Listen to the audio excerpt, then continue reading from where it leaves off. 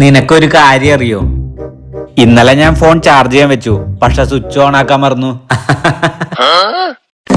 ഓ പെട്ടു. ഇതുണ്ടാക്കിയിട്ടുള്ള ചിരിയാണല്ലോ. ചുണ്ടില് ചിരിയുണ്ട്, പക്ഷെ മുഖത്ത് സന്തോഷമില്ല. ഇങ്ങനെ ചിരിക്കാൻ എന്താവും കാരണം? ഇന്നലത്തെ കാര്യങ്ങളെല്ലാം ഒന്നുകൂടെ റിവൈൻഡ് ചെയ്ത് നോക്കേണ്ടി വരും.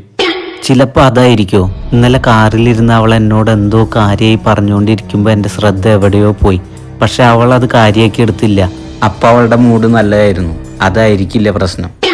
ഇനി പിന്നെ അതായിരിക്കോ, ഒരുമിച്ച് ചായ കുടിക്കാൻ പോയപ്പോൾ അവൾ അവളുടെ പുതിയ കമ്മൽ എന്നെ കാണിക്കാൻ ശ്രമിക്കുന്നുണ്ടായിരുന്നു. ഞാനത് ശ്രദ്ധിച്ച് അവൾ ആഗ്രഹിച്ച പോലെ തന്നെ അവളെ പുകഴ്ത്തി പറഞ്ഞാണല്ലോ. അപ്പം അവിടെയും പ്രശ്നമൊന്നും ഉണ്ടായിട്ടില്ല.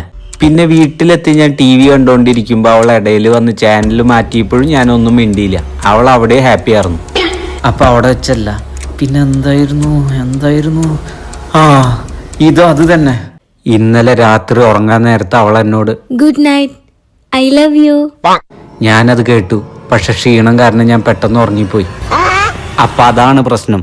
ഞാൻ ഇന്നലെ തിരിച്ച് അവളോട് ലവ് യു പറഞ്ഞില്ല. രച്ചു, അല്ല ഇന്നലെ എന്താ നീ പറയാൻ വന്നിട്ടുണ്ടായിരുന്നേ? ഇന്നലെ നല്ല ക്ഷീണമായ കാരണം പെട്ടെന്ന് ഉറങ്ങിപ്പോയി. അത് കാരണം നിന്റെ അടുത്ത് ലവ് യു എന്നോ ഗുഡ് നൈറ്റ് എന്നോ ഒന്നും പറയാൻ പറ്റിയില്ല. എന്താ നീ പറയാൻ വന്നിട്ടുണ്ടായിരുന്നേ? ഞാൻ വിചാരിച്ചു ചേട്ടൻ എന്നെ പറ്റി ഒരു ചിന്ത ഉണ്ടാവില്ലാന്ന്. നിന്നെ പറ്റി എനിക്ക് ചിന്തയില്ലാതിരിക്കോ? ഞാൻ ഇന്ന് രാവിലെ തൊട്ട് അതെന്താന്ന് ചോദിക്കണം എന്ന് വിചാരിച്ചിരിക്കായിരുന്നു. അല്ല എന്താ നീ പറയാൻ വന്നിട്ടുണ്ടായിരുന്നേ? അതൊന്നുമില്ല ചേട്ടാ, ഞാൻ ചേട്ടനോട് ലവ് യു ഗുഡ് നൈറ്റ് പറയാനായിരുന്നു. അതായിരുന്നോ? Love you too baby. എന്നാ നമുക്ക് പോയാലോ?